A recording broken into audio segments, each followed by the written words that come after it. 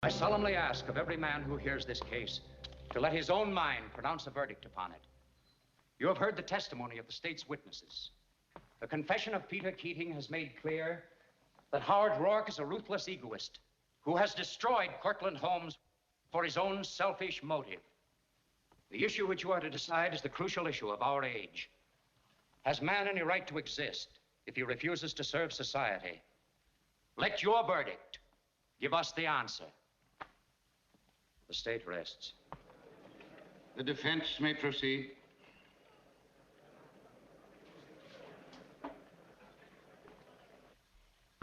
Your Honor, I shall call no witnesses. This will be my testimony and my summation.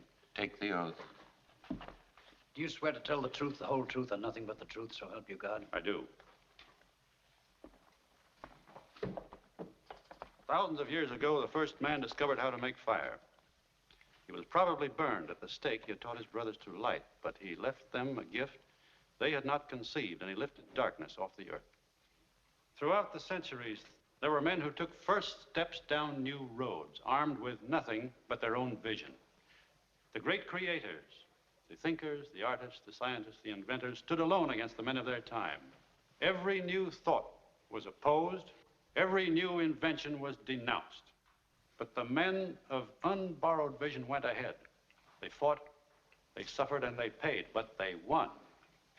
No creator was prompted by a desire to please his brothers. His brothers hated the gift he offered. His truth was his only motive. His work was his only goal. His work, not those who used it. His creation, not the benefits others derived from it. The creation which gave form to his truth.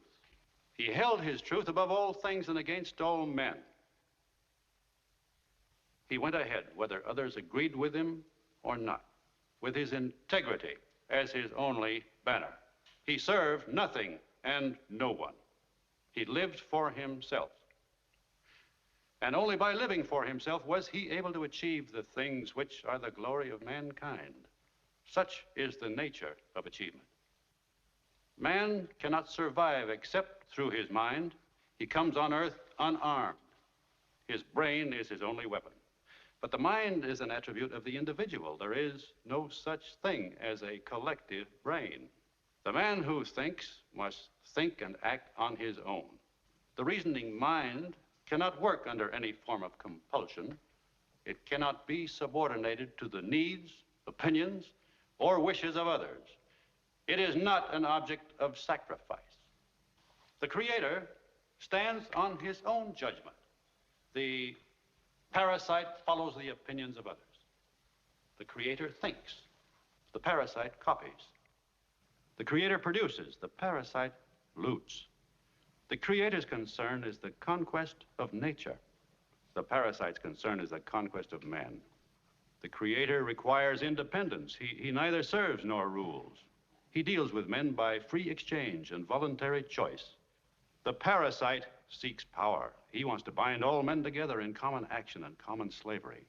He claims that man is only a tool for the use of others, that he must think as they think, act as they act, and live in selfless, joyless servitude to any need but his own. Look at history. Everything we have, every great achievement has come from the independent work of some independent mind. Every horror and destruction came from attempts to force men into a herd of brainless, soulless robots without personal rights, without personal ambition, without will, hope, or dignity. It is an ancient conflict. It has another name: the individual against the collective. Our country, the noblest country in the history of men, was based on the principle of individualism, the principle of man's inalienable rights.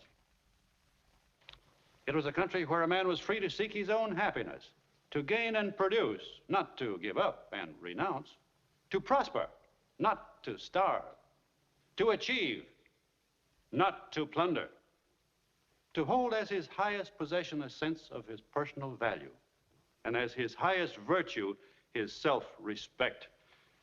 Look at the results. That is what the collectivists are now asking you to destroy, as much of the earth has been destroyed. I am an architect. I know what is to come by the principle on which it is built. We are approaching a world in which I cannot permit myself to live. My ideas are my property. They were taken from me by force, by breach of contract. No appeal was left to me.